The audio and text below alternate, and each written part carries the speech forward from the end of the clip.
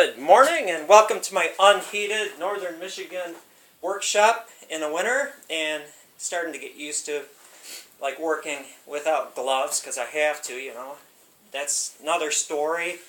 And what I'm doing is working on one of my favorite bow styles, and it's somewhat a paddly bow, and this was actually made from my horse bow blank that I had sitting around that had a sharper transition between the wide limbs and the handle, and then it also had that little transition here at the tips, but all I did was sand it down, round the back, did a gentle recurve, because I just want to have a little trace of a curve on the tips.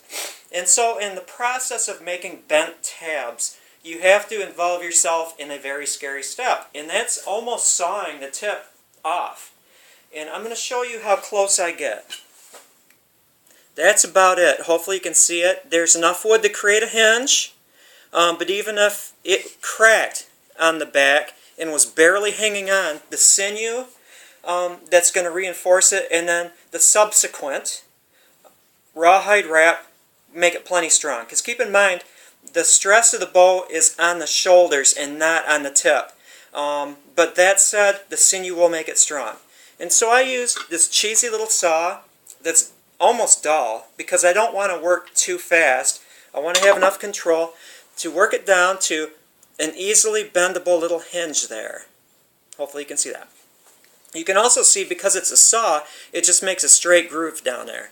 Now, once I sawed it, I could easily just bend it up using a tea kettle because I don't want to do anything here. I'll wet that, get that soaked. That's a very small strip, so it'll absorb water.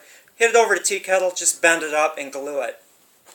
Now I could stop right here and I would have a perfectly strong tip without going to the trouble of sanding that into a V to create a very, what would be considered, I'm going to say, a good joint.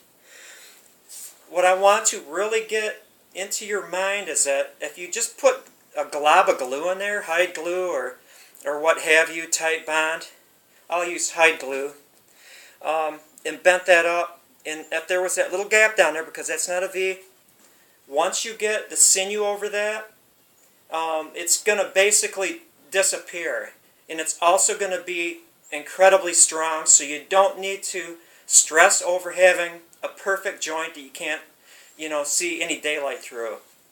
I will sand it to get a V, to get a good joint, just as a matter of pride.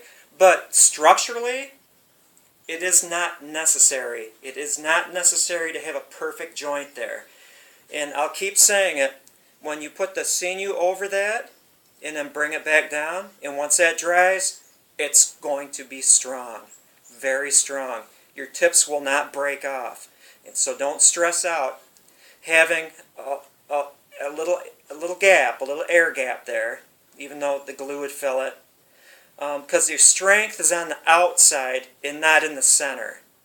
The strength is on the outside and not in the center. So what I want to do here is demystify the whole notion of folding a tip up. If you do a good sinew job, and this is the only time that I will do a wrap on fresh sinew, because I don't want that to pull up. With that sharp bend, the sinew will pull up unless it's reinforced, and I'm going to reinforce that with probably a temporary sinew wrap, because when it shrinks down, there will be some air in there, and I can just cut it off and sand it and eliminate that temporary sinew wrap. The reason I'm using sinew and not string is because that outer wrap of sinew, the temporary one, will dry faster than in here. It'll shrink down. It'll give a lot of pressure there to keep everything tight and everything bonded well. And so that is the story. So my next step, I'm going to sand it so I get a good solid joint in there. Again, that's not necessary. It is just a matter of pride.